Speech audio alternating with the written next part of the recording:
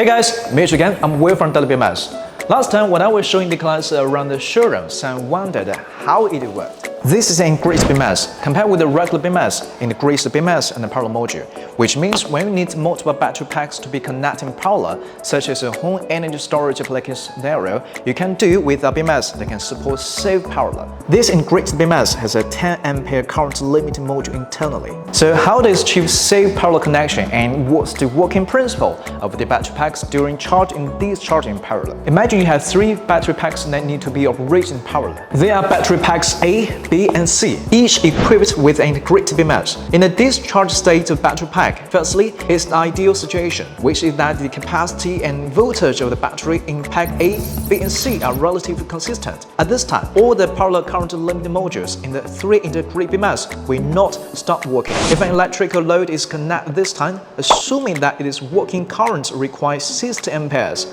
then these 3 self-batteries A, B, and C will jointly share about 20 amperes. It's not an ideal state. For example, if the voltage of pack A and pack B is the same and the voltage of pack C is lower, A and B will charge C.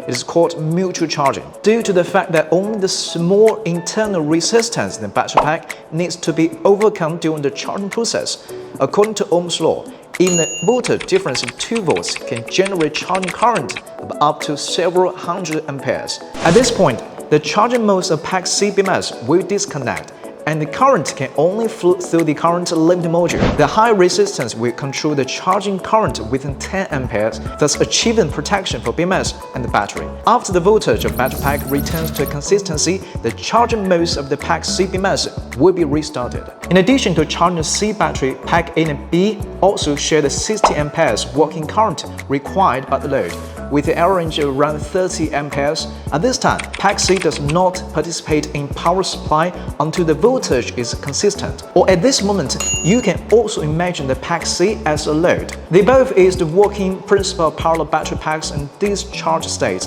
when charging. Similarly, we also need to consider 2 situations. First, ideal state. The situation of A, B, C is basically the same. For example, the charging current of the charger is 60 amperes, and the 3 battery packs will each obtain a charging current of about 20 amperes. Second, non-ideal state. Low voltage in pack C. So this time, pack A and B activates the power module in pack C BMS for charging. When a higher voltage charge is connected to charge the 3 sets of batteries, the charging current provided by the charger, such as 60 amperes, will distribute about 10 ampere to pack C, and the remaining current will be distributed to the 2 sets of AB batteries. You might ask, isn't charging voltage difference getting bigger and bigger at this point? Well, yes. So when the charger stops charging, pack A and B will charge C again. In fact, when the battery is in discharge or non-working state, as long as the voltage can reach a balance, the subsequent will be basically kept consistent. In short, the purpose of the integrated BMS is to ensure the safe use of battery packs in parallel. Well guys, this is the end. Hope you like it. What do you want to know next time? Leave your comments below and see you next time. Bye.